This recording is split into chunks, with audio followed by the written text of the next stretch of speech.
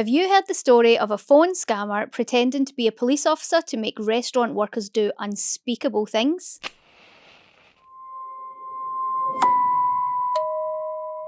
Pretty scary.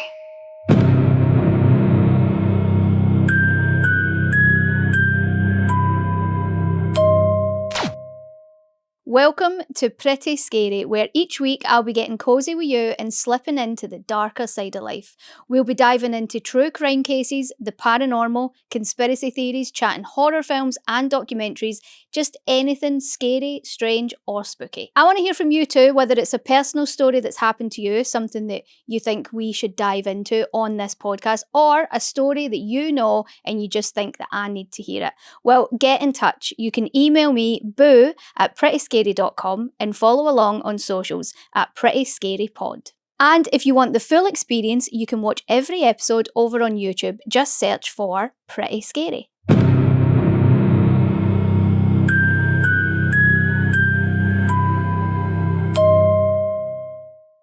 So we've all had phone calls that we question, right? The bank, the car insurance, we all like to think that we'd recognise a scam. Well, imagine receiving a call at work. The person on the phone is telling you that he's a police officer. He's calm, authoritative, and professional. He informs you of a crime and tells you that you are required to help. Now, in hindsight, we could all say that we would definitely question this. We'd ask the right questions, we'd recognise certain details that maybe weren't right, we'd hang up and call the authorities ourselves. But if that call took us by surprise, the person had the right voice, the right tone, the appearance of authority, and then begins giving you orders, would you question it? How far would it have to go before you'd stop and ask whether this is actually right or not? Over the course of more than a decade, dozens of businesses across America received nearly identical calls from a man posing as law enforcement. In most of these cases, the conversations were disturbing, but in one case in particular, it was something far worse. Pretty scary. This is the story of a simple phone call that spiraled into one of the most shocking examples of manipulation, obedience, and misplaced trust ever recorded. In 1992, various businesses across America, mostly fast food restaurants, started receiving calls from a police officer claiming that either an employee or a customer at the restaurant had committed a crime. This crime was usually theft. The caller would call and then would speak to a manager, telling them that he is also on a call with a higher level manager of the chain, and would ask them to take the accused person into the office and search them. The caller would often give a basic description of usually a young woman, late teens, early 20s, with either blonde hair or brown hair, and this would usually be enough for the manager to pinpoint somebody that worked in the restaurant that fit that description. Once the manager had the accused person in the office, the policeman on the phone would instruct the manager to search them, usually asking the young woman to remove items of clothing. There were around 70 cases of these incidents, but the most famous, and the one that we're going to talk about today, is that of a girl that we're going to call Sarah to protect her identity. Now, this case is by far the most notorious, and it lasted the longest, and it involved the most people. Sarah was an 18-year-old girl who had just gotten a job at a fast food restaurant in Mount Washington, Kentucky, in the United States. Her mother had recently had some health problems and lost her job, and so Sarah was planning to attend medical school after she graduated, but in the meantime, she was taking as many shifts as she could to help out her mum and her family. On April 9th, 2004, Sarah had just finished her shift for the day and was getting ready to leave the restaurant when one of the managers on duty asked if she could actually stay longer that evening, do the evening shift, because the person who was supposed to work had just called in sick. Sarah agreed, and at around 3 p.m, she sat down in the restaurant to have her lunch. By 4 p.m, Sarah was behind the cash register, taking orders and handling payments when the restaurant received a phone call. One of the two managers on duty that day picked up the phone. Her name was Donna Summers, not the singer, obviously. The person on the other end of the phone introduced himself as Officer Scott from the local police department. Officer Scott told Summers that he was on the phone with her senior manager and that they had received a complaint from a customer about an employee. So Summers inquired as to what had happened, and the officer told her that a young woman working the register had been accused by a customer of stealing money from her handbag. Again, the officer gave a basic description, and Summers straight away said, "That's Sarah." The officer very calmly explained to Donna that these were fairly minor offences and the police didn't really have the time to come over and deal with it, and would she be able to just search the accused employee and clear all this up. So at first, Donna's a little bit unsure. She is hesitant on the phone, but the police officer on the other end told her if she didn't want to do it, the police would have to come down to the restaurant, they would have to make an arrest, and they would have to take Sarah to the police station. So he sort of made it sound to Donna that she had the chance to help Sarah by sorting this out in-house. Now, following the policeman's instructions, Donna Summers called Sarah into her office at the back of the restaurant. And Donna explained to her that she was on the phone with the police and that somebody had accused Sarah of theft. Obviously, Sarah was completely shocked about this. She had never stolen anything in her life. She had never been accused of anything like that. She was young, she was hardworking, she had never been in any kind of trouble. So straight away, she was scared. Sarah happily complied to Donna, searching her pockets and the apron that she was wearing, checking for this money. And when Donna told the police officer that Sarah had nothing on her, no cash, the officer told Donna that she could be hiding it under her clothes. And that's when he instructed Donna to tell Sarah to undress. Donna complied. She asked Sarah to take off her apron, her t-shirt, her trousers, all while checking for any money falling out. Donna once again informed the officer on the phone that there was no money. Sarah didn't have anything on her.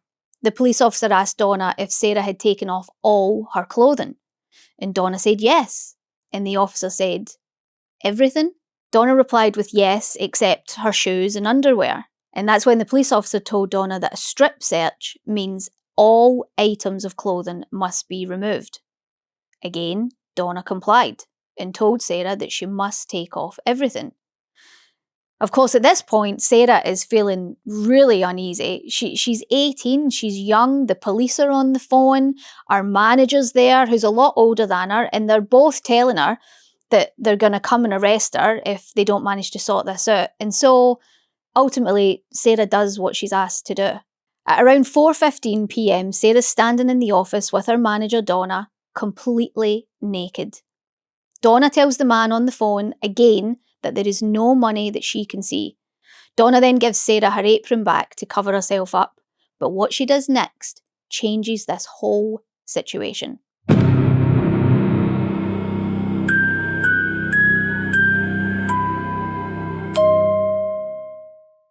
The police officer tells Donna to take Sarah's clothes and put them in a bag and take them out to her car so that the evidence can't be tampered with. And he also asks her to take Sarah's belongings, her purse, her handbag, her car keys. Again, Donna complies. She bags up Sarah's clothes right down to her underwear, socks and shoes, and she puts them in her car. The officer then tells Donna to leave her car open in case the police came along soon and needed access to the evidence. Now, I should mention at this point here that the other manager on duty that day was also present for this search, although she never spoke on the phone to the police officer and was only dipping in and out of the office while sort of maintaining and running the restaurant. That second manager eventually left. Her shift was over and she headed home, leaving Donna as the sole manager for the rest of the evening shift. After some time, Donna told the officer that she really needed to get back out to the restaurant to check on everything and to make sure everything was going okay. And she also said that she actually had a lot of work to do. So the man on the phone told her that he absolutely understood this, but for the time being, Sarah could not be left alone. And so Donna was instructed by the police officer to ask one of her employees that she trusted to come in and sit with Sarah while Donna got on with the work that she needed to do. So Donna asked a young line cook called Jason to come into the office. She briefly explained what was happening and that he would have to speak to the police on the phone. Jason, who was around the same age as Sarah, headed into the office and was shocked to see Sarah completely naked, just covered up with her apron. He took the phone from Donna and spoke very briefly to the man on the other end, who asked Jason to remove Sarah's apron and describe her to him. Jason just straight away refused and left the office and told Donna that he wanted absolutely no part in whatever was going on in there, and he went back to work. Donna returned to the manager's office, picked up the phone once again, explaining that the person that she asked to come in was unwilling to comply.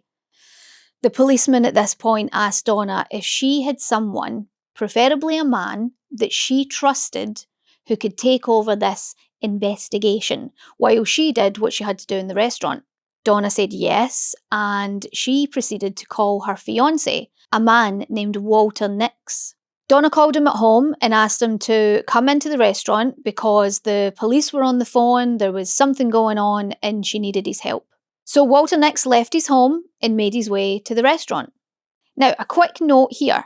So far, in this situation, we've had 2 managers and an employee who have all seen what's going on here. Donna Summers managed to call her fiancé to help and never once thought to call the police to make sure that this was legitimate. And neither did the other 2 people who had seen this situation. For the next 2 hours, Walter Nix spoke on the phone with Officer Scott and followed his every instruction. It started with the officer telling Walter to remove Sarah's apron and describe her to him, which he did. The officer then asked Walter to have Sarah do jumping jacks to see if anything fell out. At this point, Sarah is terrified. She's stuck in this small office, naked, with a man that she's never met before, who at this point seems very happy to comply with everything that the officer on the phone is asking him to do. And the situation, unfortunately, only gets worse. Pretty scary. Officer Scott asks Walter to have Sarah dance for him. When Sarah refuses, the officer tells Walter to spank her, which he does. The caller then tells Walter to have Sarah sit on his lap, kiss his cheek, and eventually perform a sex act on him. Walter demands all of these things from Sarah, and she does them. Throughout the whole ordeal, when Donna popped in to check on what was happening, the police officer told Walter to throw Sarah her apron quickly so that Donna was unaware of what was going on in the investigation. However, at one point, Walter doesn't manage to throw the apron in time, and Donna walks in on her fiancé, with Sarah, completely naked. The whole ordeal is actually caught on CCTV, and Donna can be seen not even batting an eyelid as to why Sarah's apron's been removed. She comes in, she fiddles around with some stuff on her desk, she checks on the investigation, and then she just leaves again. After Walter Nix has spent a whole hour in the manager's office, mostly alone with Sarah, he informs the police officer that he has to leave and head to work. Donna returns and takes the phone back, and Walter leaves. We later find out that Walter made a phone call to one of his friends on the way to work, telling him that, "I think I've done something bad." So Donna is once again told by Officer Scott to find someone that she trusts to watch over Sarah until the police department figures out what they're gonna do. Donna leaves the office and sees a man named Thomas Sims. He wasn't working that night, he had actually just popped in to grab a dessert, but he was the maintenance man for the restaurant, so she did know who he was. And Donna called him over into the office, again explaining the situation, and asked him to speak to the police while she carried out her duties in the restaurant. Sims took one look at the situation, spoke to Officer Scott very briefly, and held the phone back to Donna, telling her that he was not going to be a part of this and that something was very odd about this investigation. It was at this point that Donna Summers claims she first became suspicious. She decided to then call her manager, the high-level manager that Officer Scott claimed that he was also speaking to on another line. Donna's manager informed her that she had absolutely no idea what Donna was talking about, that she had not been contacted by any police officer and was not aware of any investigation. Now, hearing this, Officer Scott hung up the phone. For the first time, Donna was left alone with Sarah without Officer Scott telling her what to do. Donna Summers claimed that it was at this point she realised that this may not be what it seems, and she apologised to Sarah and decided to call the police. So, actual police officers turned up about 5 minutes later and were shocked to see this whole situation. After around 5 hours naked in the manager's office, Sarah was finally given her clothes back and taken to safety. The police conducted interviews with all the employees there that night and could not believe what they were hearing. They actually managed to dial *69, which is 1471 for us, and they got the number of the last caller, Officer Scott. After interviewing Sarah, Donna, and the other people who had seen what happened, and reviewing the CCTV of inside the manager's office, the first thing the police did was arrest Walter Nix. Walter pleaded guilty and was sentenced to 5 years in prison for sexual assault and wrongful imprisonment. Walter maintained that he truly believed that he was speaking to an officer of the law and only did what he thought was needed of him. This obviously was not accepted at his trial, and he was told that that was no explanation for his extreme behaviour that night, and it was ruled that Walter Nix clearly took pleasure in abusing Sarah and that his behaviour was more indicative of joining in with the caller, knowing fine well that it was wrong, rather than being duped by the caller. Donna Summers was also later arrested for wrongful imprisonment and was sentenced to 1 year in prison, but she was allowed to enter an Alford plea.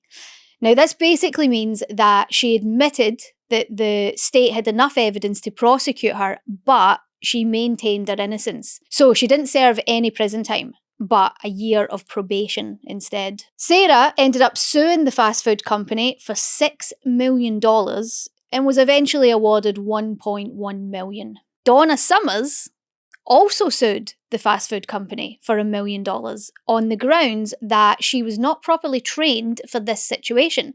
And if she had been, it would never have happened, and therefore she would not have been arrested. The fast food company appealed this and claimed that there's always been a strict policy that disallows any sort of search on an employee. However, in the end, Summers was awarded around $400,000. As for Officer Scott, the Kentucky police managed to trace the call and find out that it had been made from a payphone in Florida using a prepaid phone card. Working with the police in Florida, they managed to track the actual transaction of the phone card to a particular Walmart store in Panama City in Florida. There, they were able to view CCTV of the person who made the actual purchase. Now, although the image wasn't a clear picture of the man's face, the officers were able to see clearly that he was wearing some sort of uniform. After a quick search, they found out that it was a prison officer uniform and there were only 3 prisons in the vicinity. So they went to each one and showed the photo from the CCTV to the employees and asked if they recognised this person. At the second prison they visited, not only was the man recognised, but he was actually on duty at the time. This man was David Stewart. The police arrested him there and then and had him extradited to Kentucky to face trial for this crime. Back in Florida, police searched his home, which he shared with his wife and children, and found a large number of prepaid phone cards. One of those phone cards actually showed records of calling 9 other restaurants around the country in that past year. They also found hundreds of police magazines, fake uniforms, police training manuals, and dozens of applications for jobs in different police departments. At trial, David Stewart's lawyer claimed that he was not eloquent or persuasive enough to carry out this crime or anyone similar. And even though police believed that David Stewart was responsible, in 2006 he was acquitted after the prosecutors were unable to prove the case beyond reasonable doubt, because no one had seen him make these calls and nobody had ever recorded the calls, so nobody could prove it. After his arrest, however, no other scam calls of this nature were ever made, although David Stewart still professes his innocence. This case really brings up the line in just being gullible and criminal responsibility, and I'm sure you listening to this right now, like me, just can't believe that so many people were involved and not one of them called the police, or even thought to call a manager higher up than the ones on duty. Now, not all of the people involved in this case complied with the crimes against Sarah, but not one of them stopped it. The man who called the restaurant clearly had spent time working hard to sound like a police officer, especially at the beginning of the call. He was very convincing. Whoever made these calls and the other calls to other restaurants, he was dominant, he was clearly sadistic, but he was assertive, and all these factors played a huge part in the outcome of this case. I mean, there are so many people involved, and each one of them obviously took it to different lengths. For me, Walter Nix is obviously the worst one, and he was punished for that. Whoever made these calls, obviously David Stewart was acquitted of this, so whoever did make these calls is ultimately to blame, but I don't think that you can ever carry out those sort of crimes and just say that somebody made me do it. You have to take accountability if you're going to commit a crime. As for the other people, I mean, there was the young line cook, there was the maintenance guy. They had both said, I don't want anything to do with this. But again, they never took a step to call somebody or make sure that what was going on was supposed to be going on. I think the most surprising thing for me in this whole case is that Donna Summers was actually compensated for what happened to her, for being arrested and being blamed for wrongful imprisonment, which I personally don't think is very fair. It's also a really strange case in the sense that this guy on the phone who was making all these phone calls was never actually there. He was never close enough to the restaurant to see what was happening. So it's a strange one in the sense of you wonder what he got out of it. You know, it's so odd to take such pleasure in something that you can't see, you're not a part of. You just know that something bad is happening to somebody. You're making that happen. And so he obviously got off on that. In just a moment, I am going to be talking about a film that was based on this story. So get comfortable because that is coming up right after this. Pretty scary. So here's a film that you need to watch if you, like me, found that the most interesting part of this whole story is that line of responsibility when complying to someone else's orders becomes a crime. So the film recommendation this week is Compliance. This came out in 2012 and it's not that well known. I've not really heard other people talking about it. I sort of randomly stumbled across it one night and we watched it and it seemed insane. It was a great film and it seemed so unlikely to be true. And then, so when I found out that it was actually based on a real case and this actually happened to somebody, that's when I looked into Sarah's story and I just could not believe that this had actually happened to somebody and that there had been so many people complicit in this happening. So I would definitely recommend that you watch that, especially if you enjoyed this episode. Alright, I think that is quite enough time spent on the darker side of things for now, but don't forget, if you've got a story that you want me to get into, something strange, unsettling, or just a little bit off, send it in to me. You can email boo@prettyscary.com and don't forget to follow along on socials at prettyscarypod. And if all that's already slipped your mind, don't worry because it's all waiting for you in the podcast description. Until next time.